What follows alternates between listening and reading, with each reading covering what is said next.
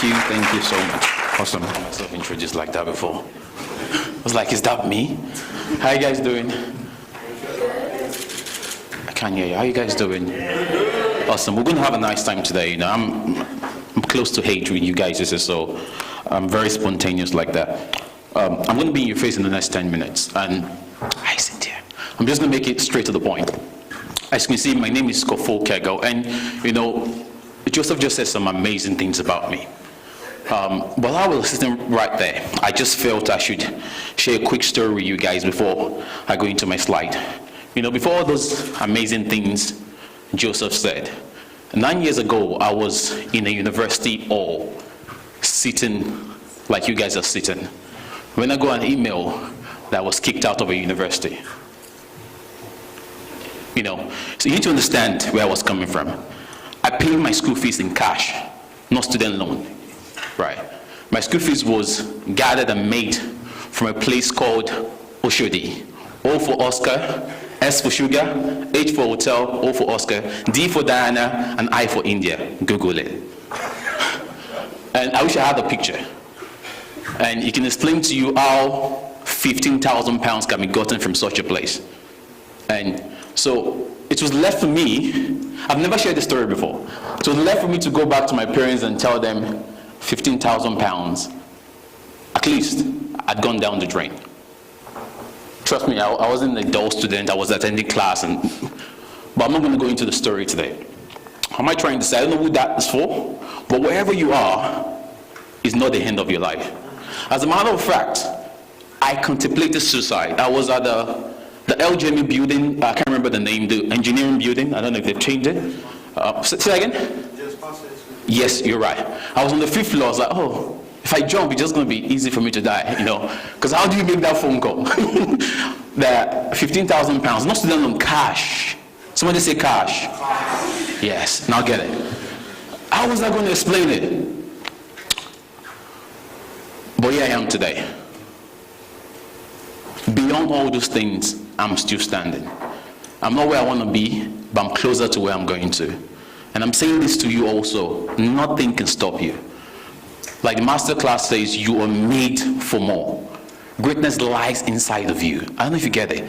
There's fire inside of you. So that's the short story I was going to share with you guys. So I was asked to speak on the topic, what if you can change the world? I believe every single person has something within them to change the world. As a matter of fact, I believe when everybody was created, everybody was formed in the womb of their parent, they had a solution that was given to them to change the world. I'm just going to share a few examples with you guys, just 4 slides of people who have done this.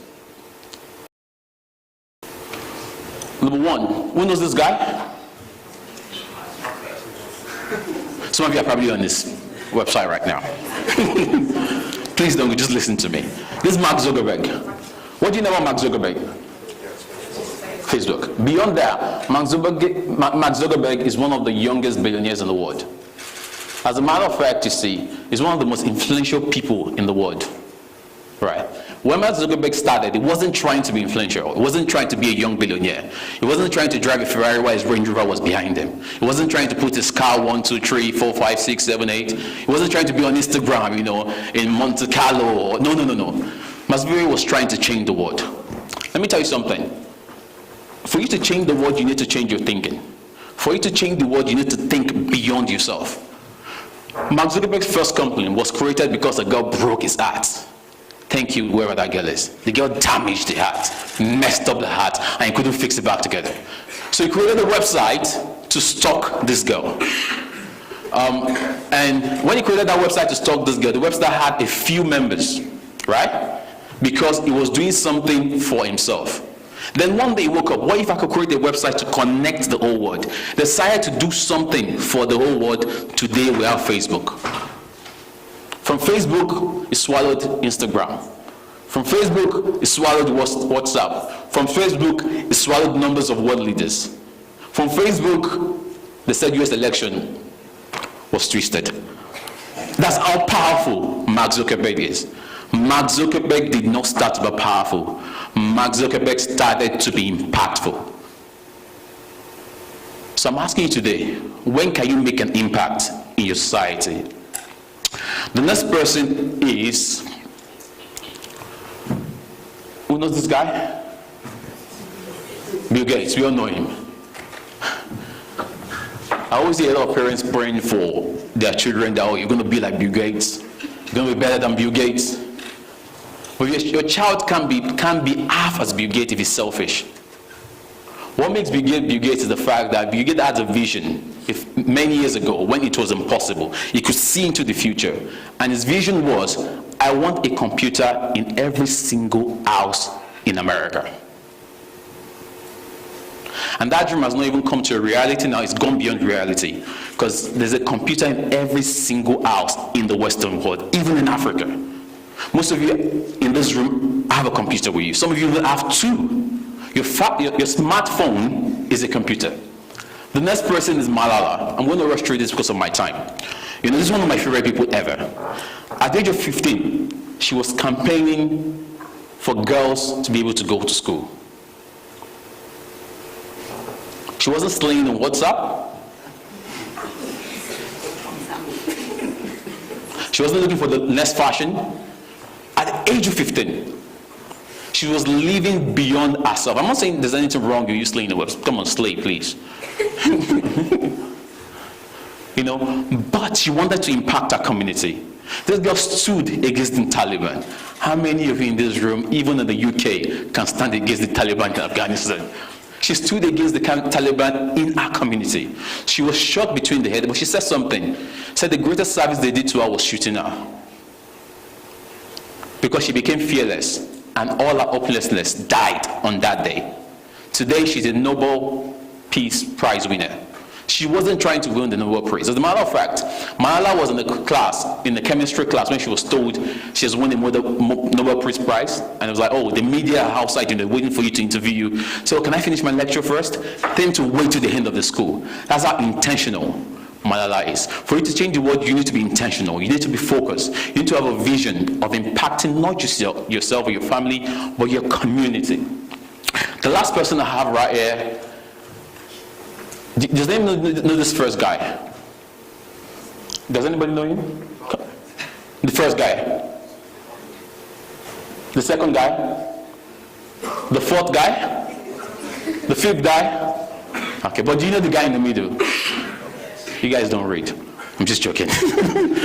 You know, we all know this guy in this media, and I'm going to round up with this guy. Dr. King, Dr. Martin Luther King. You know, Dr. Martin Luther King was a trained theologian, was a Baptist minister. One thing I love about this guy is Martin Luther King could lock himself up in his church and preach the gospel and jump on the altar. He could do anything he wanted, you see. But he taught beyond himself. He talked about the suffering of his community.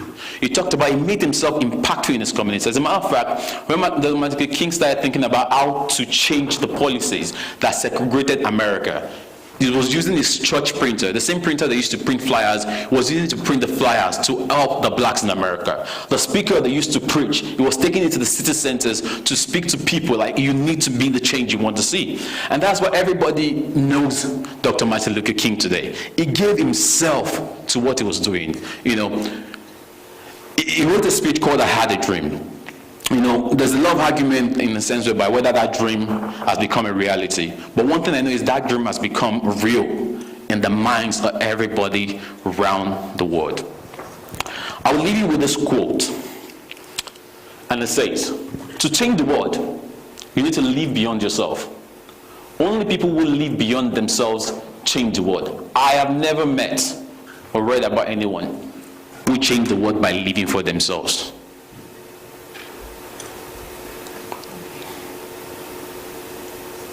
And anybody can change the world. I'm originally from a country called Nigeria, and a snake and a monkey just changed the world. Thank you.